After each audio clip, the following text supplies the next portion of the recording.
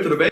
Eu sou o Arthur, o teu amigo brasileiro, e hoje a gente vai falar sobre um conceito que é até difícil de definir em português com um nome corretamente, porque normalmente a gente acaba usando uma expressão em inglês, que são as línguas pro-drop e as línguas non-drop, de qualquer forma, né? Mas o que isso significa na prática? Antes de eu falar sobre isso, eu só quero lembrar que se você acha que esse vídeo está muito rápido, você sempre pode baixar a velocidade aqui nas configurações, ok?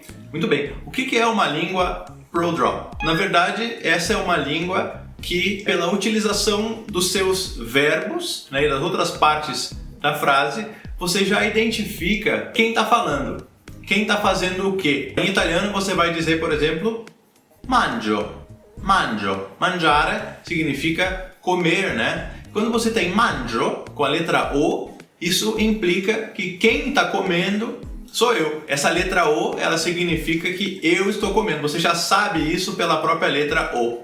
Então, você não tem necessidade de dizer, por exemplo, io, que equivale ao eu. Você não precisa dizer eu como. Você pode dizer simplesmente como, né? Mangio. E você já sabe, só por esse verbo, quem que está comendo. Então você pode omitir, é daí que vem o inglês, né? Drop. Você pode deixar cair, você pode deixar para lá esse pronome, né? Esse pronome pessoal, eu, e você entende de qualquer forma do que essa frase está falando. Claro, eu deixei de fora todo o resto da frase, né? O que você come, por que você come, onde, mas isso não importa. O que importa é só a ideia, né? Você já sabe quem está comendo e você já sabe qual é a ação, que é comer. Por que isso é importante? O português é uma língua extremamente curiosa. Em inglês, por exemplo, você é forçado sempre a escrever os pronomes. Você precisa dizer I eat, he eats, we eat. Você precisa sempre escrever esses pronomes eu, tu, ele, nós, vós, eles. Por quê? Porque se você não escreve, o verbo sozinho não me diz quem que está fazendo essa ação. A própria forma do verbo não é suficiente para eu saber isso, né? Por outro lado, você tem uma língua como o italiano que eu acabei de descrever, que você pode simplesmente não dizer eu, tu, ele, nós, vós, eles, e você sempre sabe quem que está comendo, quem que está lendo, quem que está fazendo alguma coisa. Só o verbo já é suficiente. E o detalhe curioso aqui é que o português, ele tem duas variantes mais famosas, mais conhecidas, vamos dizer assim, que são a variante europeia, que é portuguesa, né, vem de Portugal, e você tem uma variante sul-americana, que é a variante brasileira, né? E a questão aqui é que o português europeu, o português de Portugal, ele é pro-drop, né? Ele é pro-drop. O português de Portugal é pro-drop. Ou seja, você pode, em português europeu, simplesmente eliminar, deixar cair, né? Deixar para lá os pronomes eu, tu, ele, nós. Você pode não escrever e não pronunciar. Então você vai dizer simplesmente, né? Como, comes, come, comemos. E você sempre sabe pelo final daquele verbo, pela terminação daquele verbo, quem que está fazendo essa ação.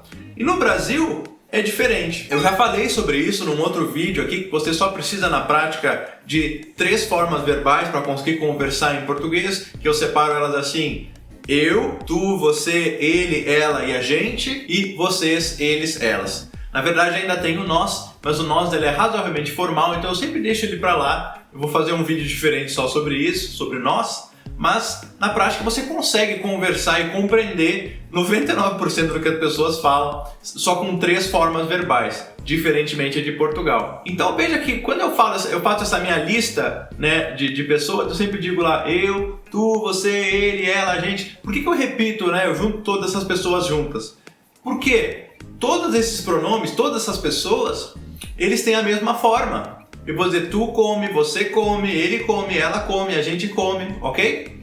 E quando você tem esse fenômeno, essa característica de que a forma é sempre igual, você precisa do pronome, você precisa do tu, do você, do ele e do ela, para que eu saiba quem que está fazendo a ação. Em Portugal não é assim. Em Portugal, como eu ainda mantenho essa distinção, essa diferença entre as várias formas do verbo, eu vou dizer eu como, tu comes, ele come, ela come, nós comemos, você não precisa do pronome. Então olha só que coisa curiosa, né? Vou tentar recapitular aqui. Você tem línguas que podem eliminar o pronome, você tem línguas que não podem eliminar o pronome, porque se elas eliminarem, você não sabe quem que está falando. O verbo é confuso, né? Ele tem a mesma forma. Em português, você tem 2 variantes.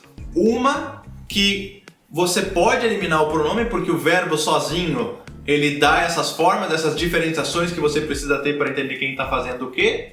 E você tem uma outra forma, que é a brasileira, que mistura as formas dos verbos, deixa elas iguais. Então você é forçado sempre a dizer quem está fazendo essa ação. Se é eu, se é ele, se é ela, se é a gente, ok? Então, basicamente, né, o resumo desse meu vídeo é: você precisa, em português brasileiro, sempre dizer quem está fazendo alguma coisa. Eu vou dizer assim, sim, amanhã eu vou comprar pão. Eu vou.